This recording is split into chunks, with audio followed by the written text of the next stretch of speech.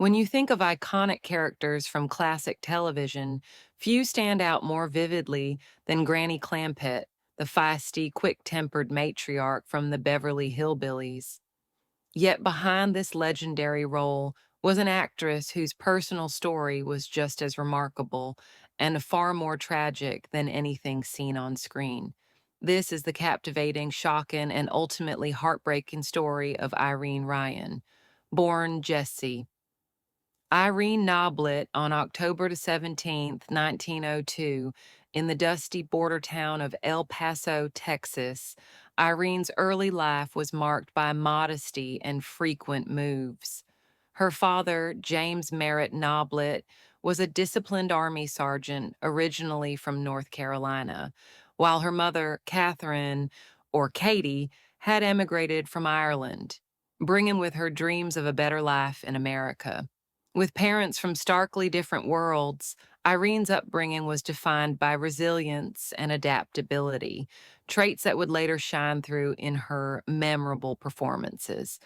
Interestingly, Irene was the second child in her family, but was separated by an extraordinary 17-year gap from her only sibling, her older sister, Anna. This significant age difference meant Irene often spent her childhood feeling like an only child, forging a fiercely independent personality early on. Little did anyone know this independent streak would one day propel her from small town obscurity to nationwide fame. Irene discovered her passion for performing at an astonishingly young age. At just 11 years old, she bravely stepped onto the stage of San Francisco's Valencia Theater, singing Pretty Baby and astonishing the audience with a performance that earned her the grand prize of $3. This modest award was enough to ignite Irene's lifelong love for entertainment and set her destiny firmly toward stardom. In her teenage years, Irene faced the challenges of frequent relocation due to her father's military assignments. These experiences taught her adaptability and built the emotional resilience that later characterized her performances. Moving from city to city, Irene quickly learned how to engage new audiences, further sharpening her stage skills. By the time she reached her 20s, Irene's life was set on a new course when she married writer and comedian Tim Ryan. The marriage was not only personal but also professional, as they quickly became a vaudeville duo known simply as Tim and Irene. Their act, humorous and endearing, featured routines known in the industry as dumb Dora sketches, comedic scenarios later epitomized by legendary duo George Burns and Gracie Allen. Tim and Irene swiftly became audience favorites, mastering comedic timing and playful banter that captivated crowds across the country. Between 1935 and 1937, they starred in 11 short comedy films for Educational Pictures, rapidly gaining popularity in a rapidly evolving entertainment world. Irene's energetic performances and impeccable comedic instincts not only cemented her rising stardom, but also hinted at her versatile potential. Their rising fame even led them to substitute for Jack Benny, hosting NBC's Jello Summer Show in 1936. This exposure placed them firmly on the national stage, enhancing Irene's reputation as a dynamic performer capable of holding her own among Hollywood's best. However, despite professional success, personal struggles loomed on the horizon. In 1942, after a turbulent but creatively fruitful partnership, Irene and Tim Ryan parted ways, their marriage ending in divorce. Though childless, Irene chose to keep her married surname professionally, a choice that preserved her recognizable brand even amidst significant personal upheaval. Yet, rather than slowing down, Irene's career only accelerated, suggesting her resilience was far deeper than her comedic roles could reveal. After the divorce, Irene didn't retreat from the spotlight. Instead, she embraced bigger opportunities. She toured alongside legendary entertainer Bob Hope, appearing regularly on his popular radio program for 2 years, solidifying her place as a beloved figure in the entertainment industry.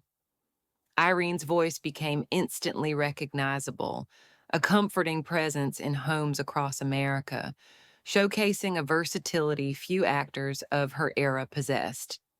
In 1943, Irene expanded her filmography significantly, portraying Edgar Kennedy's witty and long suffering wife in two popular RKO shorts. That same year, she appeared in the country music themed film Oh My Darling Clementine, further demonstrating her adaptability to diverse acting roles and genres. Her career trajectory continued upward, seemingly unstoppable, even as personal happiness remained elusive. In 1944, Irene briefly reunited professionally with ex husband Tim Ryan in four feature films produced by Monogram Pictures.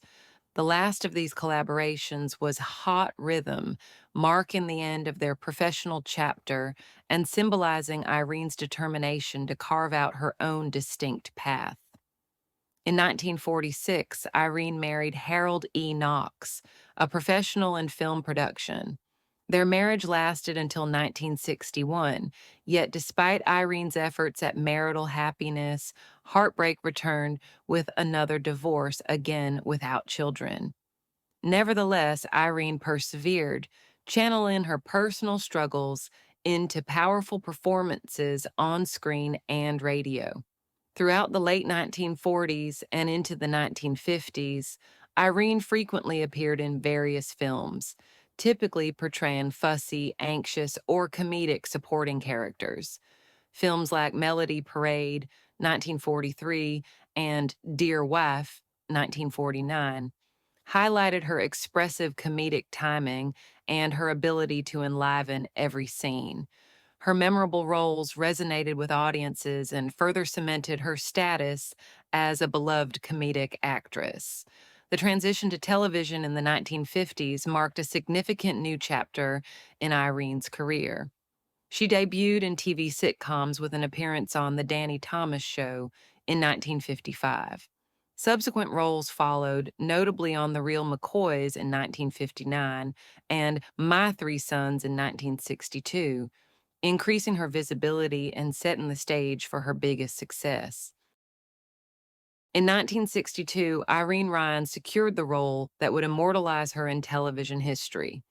Daisy Granny Moses on The Beverly Hillbillies. Although she was only 5 years older than Buddy Ebsen, who played her son in law, Irene portrayed Granny with such vigor and authenticity that viewers embraced the illusion completely. Granny Clampett's comedic stubbornness, outdated beliefs, and eccentric medical treatments turned Irene into a household name and an iconic figure. Granny's popularity soared, earning Irene 2 Emmy nominations. Her performance as the abrasive yet lovable matriarch made her a favorite across America, bridging generations with laughter. Despite this acclaim, the fame Granny brought often overshadowed Irene's personal identity, hiding the complexities beneath her cheerful public persona. Behind the scenes, Irene was known for her warmth and generosity. She actively mentored younger actors, offering them guidance and support, and frequently opened her home to those in need. Friends remembered her kindness and genuine compassion, qualities rarely glimpsed by the public. In a surprising career turn in 1972, Irene ventured onto the Broadway stage, starring in Bob Fosse's musical Pippin. Her performance, especially her heartfelt rendition of No Time at All, captivated audiences and critics alike, earning her a Tony Award nomination. This role showcased Irene's remarkable versatility and bravery as an actress, even in her later years. Tragically, Irene's life took a devastating turn during a performance of Pippin in March 1973 when she suffered an apparent stroke. Doctors diagnosed her with an inoperable glioblastoma, a severe brain tumor likely linked to her lifelong heavy smoking habit. Her health rapidly deteriorated, casting a shadow over her celebrated career. On April 26, 1973, just weeks after the diagnosis, Irene Ryan passed away at age 70 at St. John's Hospital in Santa Monica, California. Her death profoundly affected millions of fans who had cherished her talents over decades. Irene was laid to rest at Woodlawn Memorial Cemetery in Santa Monica, a quiet conclusion to her extraordinary, vibrant life. Irene Ryan's legacy lives on, not merely through her iconic role as Granny Clampett, but as a testament to the strength, adaptability, and resilience she demonstrated throughout her personal and professional journey. Her story reminds us of the complexity behind laughter and the enduring power of perseverance in the face of tragedy,